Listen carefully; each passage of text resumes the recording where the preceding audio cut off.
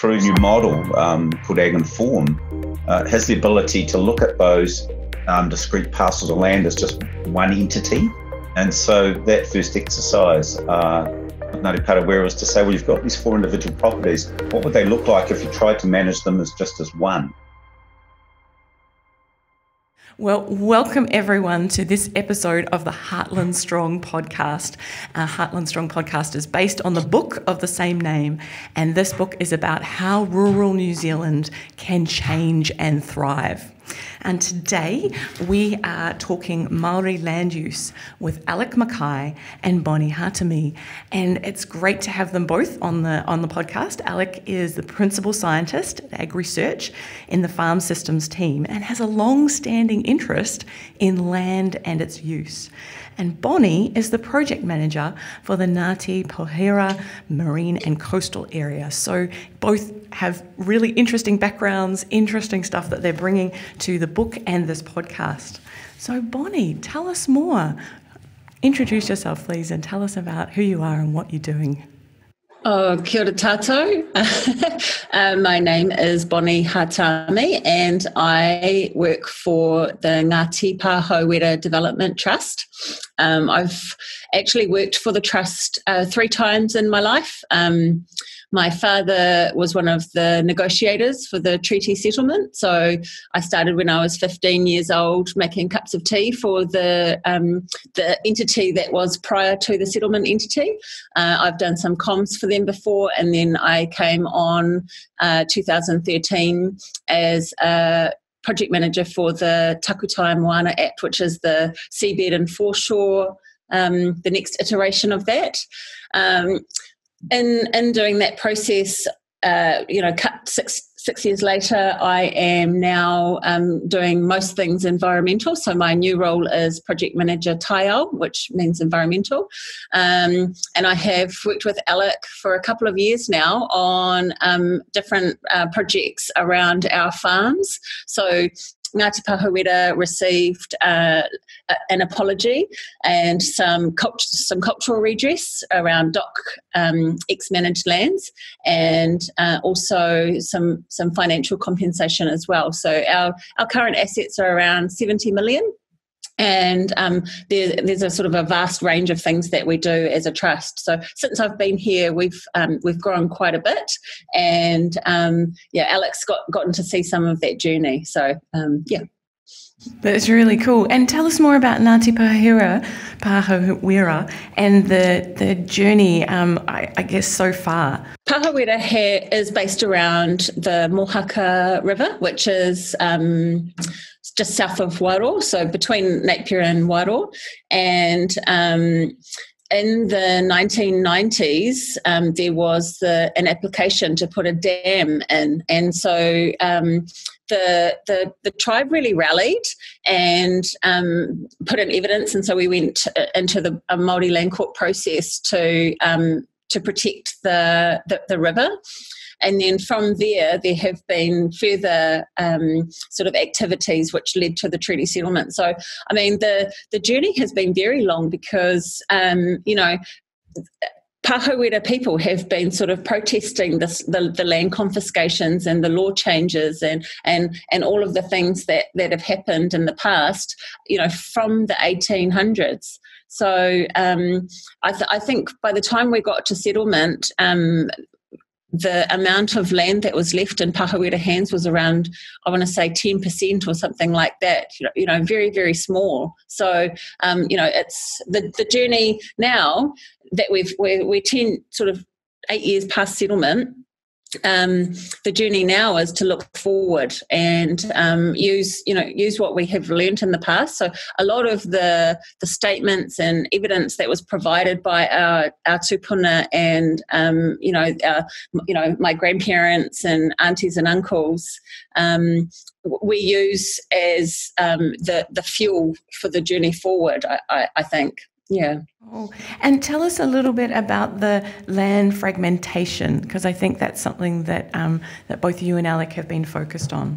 To sort of start some comment. Our relationships, I think, goes back to 2016. I think it seems like it's very recent in comparison to the story that Bonny's just told. but it's been one that's covered a lot of ground in quite a short period of time. And I probably originally came from, as part of treaty settlement, they, Ngāti Pāhauwera, went out and purchased a number of properties. I love their long-term goal of sort of buying the district back over time. And at that point, they had 4 properties, but they were sort of spatially discrete across the district. And through a new piece of a new model called AgResearch has the ability to look at those discrete parcels of land as just one entity. And so that first exercise with Ngāti Pāhauwera was to say, well, you've got these 4 individual properties. What would they look like if you tried to manage them as just as one, as opposed to 4 discrete? And that was really the first conversation that we had. And that was really leading to a second question, was that if some more land came up, what might be that next purchase in relation to those initial purchases following the Treaty of Settlement? And I suppose that was not just limited to the pastoral land, it was also the areas that were indigenous vegetation, the forestry area, and also the fact that Ngāti Pāhauwera is now co-managing the DOC estate within the valley. And the interest was to look at all those resources as just one entity, and not just from an economic perspective, but to look at those all 4 domains, the cultural, the social, and the environmental, alongside those economic drivers. Yeah. So, like, for example, the DOC land that was given back, or that we co-manage, is around 2,500 hectares, but it's not all one block. So if we're doing works, we're going from one to the next sort of travelling in between, and some of them are very small. So the question is, what do we do with it? So it's protected for a particular reason, but now that it's been given back, we need to sort of find out what we have, and then make assessments and make decisions on what we'll do with them next. Alec, tell us a little bit more about this issue of land fragmentation, because it seems to be a real barrier to advancing both cultural and economic outcomes. Can you give us a bit more background? Yes, and I suppose that's one of the areas that within the sort of Māori business group within AgResearch identified as one of the challenges was that, and if you look at the national stats, 1.5 million hectares of Maori land, and I think that's around 180,000 land parcels. Of those, 146,000 of those parcels are less than 10 hectares in size. And if you think about that fragmentation has occurred for a whole lot of reasons over a very long period of time. And so I suppose one of the barriers, and it's just one of the barriers, putting aside enormous cultural, social, economic barriers, how do you reconnect with small fragments which are quite discrete, often isolated, inaccessible? And they tend to be skewed to more challenging landscapes and climates. And while we talk, and the excitement around the ability to unlock the potential of Maori Land is really an exciting one, but there's some enormous challenges in actually advancing that as a reality. A personal story that I have: a friend of mine asked me to look into his father's land shares, and in the Māori Land Court. He didn't know what he had. All he had was a list of what his sister had been sort of given. So, I mean, for me, it wasn't very, very difficult, but for some people, even just knowing what they are owners in, and then where is that? What does that mean? So that means I'm a shareholder with 1,000 other people, and I can go to an annual general meeting once a year to find out what's happening on that land, but they may never in their lifetime set foot on it. So some real challenges around connection. So in the Māori Land Court days, a number of names or people were put into those blocks. So then the numbers of people increased as generations came about. So, the sisters and the brothers and everybody gets their share. But there are other people who have a whānau connection back to that land, but that their names are not on the list. So there are two groups of people that want that connection. So there's some real big challenges there. Massive challenges, really. But so, yes. What does the prize look like if you can put those bits back together in a coherent way? That's the ultimate question. Actually, the $1 million question. So I'm actually a trustee on a land block up in Mohaka Raupunga, which is called Pāroa, and we have 1,000 owners and over 50,000 shares. So the land is 1,700 hectares, but the way that it came about was that ultimate dream of conglomerating a bunch of little land blocks. So it does happen, but again, it's that same thing of there are people whose name are on the list, and in that same family someone else's name is not on that list. So in terms of if we are giving out dividends or if we're providing grants, there are sort of things that we need to do so that we are contributing back to the community as a whole, because we can't capture everybody that has rights back to that whenua. So that's a constant discussion, and I'm sure it's held all over the country with different Māori Land Trusts about what they can do for those who feel that they are engaged and active, and then those who feel that there are barriers.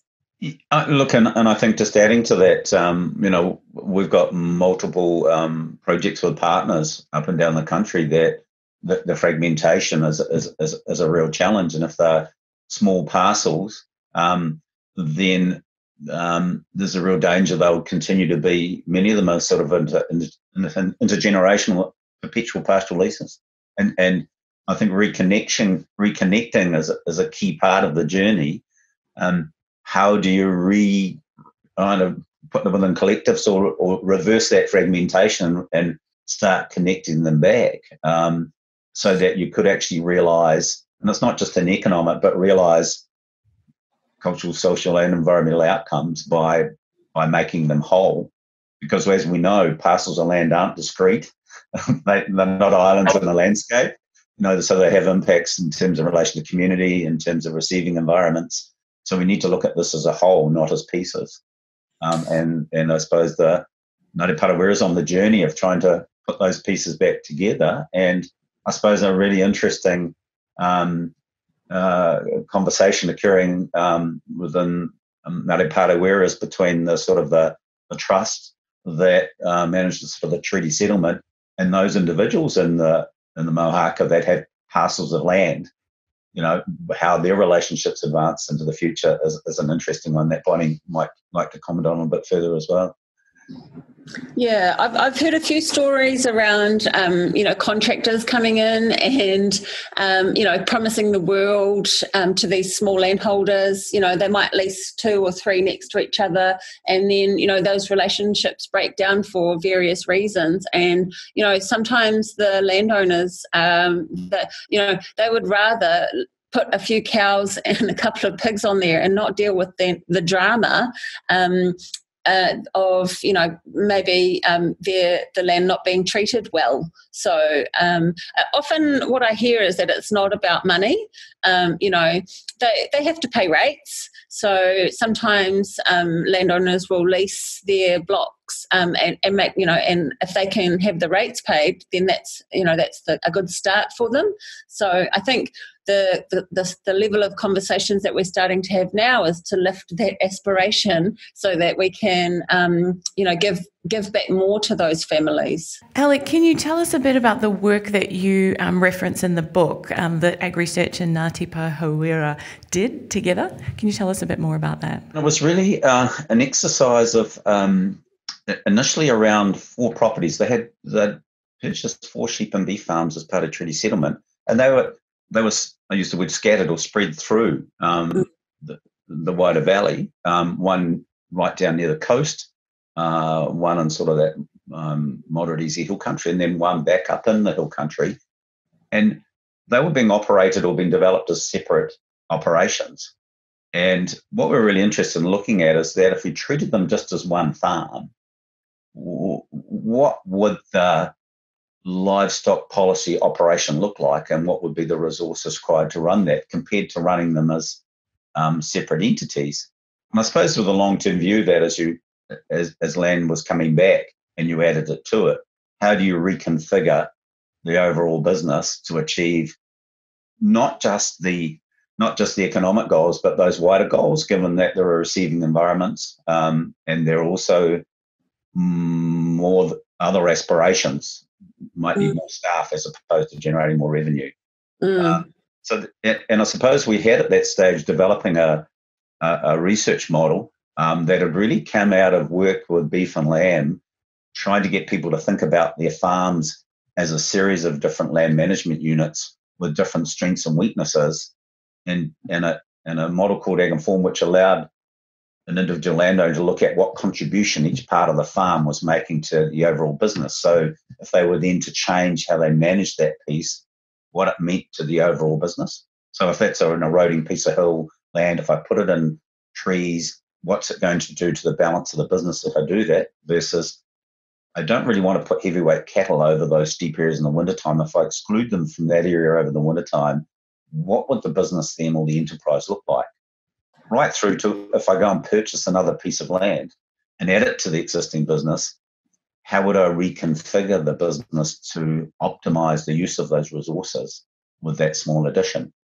And I suppose at the end, we never set out to look at how you might look at particularly multiple properties, but that was one of the developments morphed into, and specifically not to look at small fragments across the landscape as to how you might reassemble those and make them and start thinking about them as a farm or something that you would manage collectively as opposed to discrete pieces. Any comments from you, from Ngāti Pāhauwera? Yeah, how did you find that, being involved in this work? It was obviously very interesting. So going, the team came up and walked the land and met the staff. It definitely wasn't a desktop exercise from our point of view, and the relationship has built. Alec, over time as well. So, as a treaty settlement entity with a commercial arm, we get a lot of people sort of knocking on the door trying to sell miracle water and all sorts of things. So I think that in the AgResearch relationship, the information that's been provided has been really helpful to our board in terms of making decisions. The discussion around looking at buying different pieces of farmland and what the model sort of drew out was not what we had assumed and expected. Oh. So, I think it challenged us in a few ways, our thinking of, sort of assumptions on our direction. So, it was very good. I would say these days with looking to purchase farms has been made more difficult with the forestry push. So, where a farm that looks appealing to us, someone else can put in a lot more money in the bid in terms of them just converting it into forestry. So that's a challenge, but that it's something that we are going to continue to do. Which is to look to buy back our land. Alec, just reflecting on other studies that you've done and working with that multiple, different land parcels, can you tell us anything else about those challenges?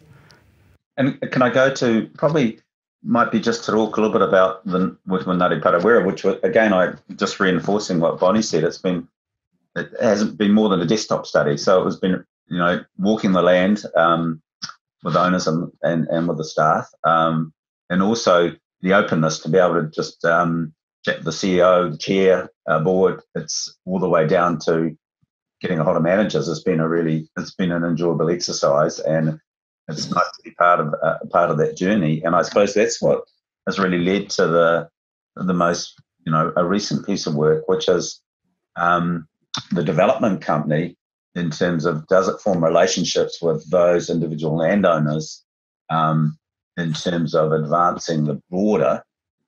And so what would be the benefit to the development company of maybe forming a relationship with some of those individual landowners to the overall business and how they might use that land in the overall business. And the other side was also work with those individual landowners to provide them, for AgResearch to provide them independently an assessment of their resource and what they could potentially do with it.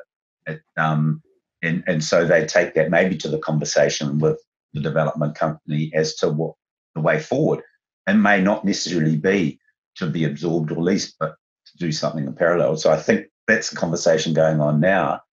And also to, how do you open up conversations that will allow people to think about how they might use their land within the Mohaka going forward beyond just paying the rates. Which is the point that Bonnie made, which I thought was, I think that's lifting the aspirations. Yeah. I think it's really exciting. So maybe people turn around and look a little bit more closely, and some of one of the conversations that came up with one of the owners was maybe I should collectivise with just people immediately around me as my first step, as opposed to having a conversation with a wider development company or the trust. Yeah. So one of the projects we did a few years back was a Mohaka River restoration project, and we did a lot of fencing around the area of riparian fencing. What that did was open up some conversations with landowners. It also meant that, in some cases, property that had been fenced on three sides, if we fenced the lakeside, then not only are we keeping, cows or whatever out of the water, but they could use that land for potentially a different purpose. So the other good thing about doing that was that people who perhaps didn't qualify for the scheme, or the fencing required wasn't riparian, they were sort of getting on board and doing it themselves. So there's some good stuff going on. There are some blocks that are in apples already, and there are others who have relationships with different contractors. But there are also challenges too around machinery, a little bit of crime. So we've had some machines burnt of contractors for different reasons. So security. I mean, it's a very small. There are 5 sort of small communities in our area, and maybe 500 people living in of Pāhauwera descent in that area. So. The conversations that we sort of are having, I live in Napier, are very different to the ones that they're having up in the valley, as Alec says, around all those things. So, yeah. Is there anything else that we haven't talked about that you've been reflecting on, either challenges or opportunities in this space when you're thinking about Māori land use and those, fragmentation of land? Anything else that we haven't talked about?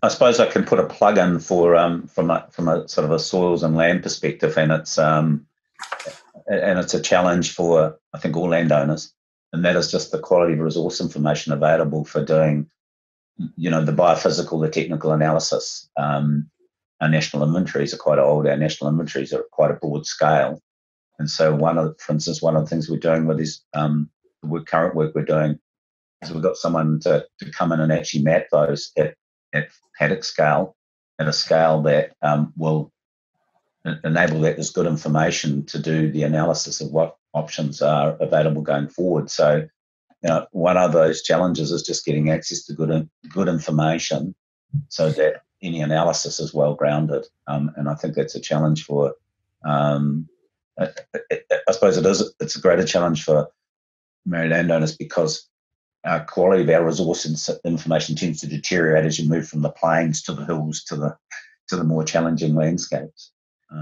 So that that's from a technical perspective is an ongoing challenge. And from my perspective, everybody is at a different stage. Everybody has different aspirations and capability. So there's a lot of conversations that need to be had to get people to be comfortable to share their aspirations, and then also assist them in whatever way they need if they do need assistance. So there's no blanket answer. No, but it's really cool to hear how you've tackled some of those challenges with these projects. And if people are interested in learning more, they need to get hold of the Heartland Strong book and have a read of the chapter that you guys have written. And if people are interested in other areas of this Heartland Strong book and podcast series, there's a whole lot of podcasts to listen to. The book is excellent. So thank you. Thank you so much, Bonny and Alec, for joining us today. It's been really cool to hear about what you've been doing in this Maori land use space.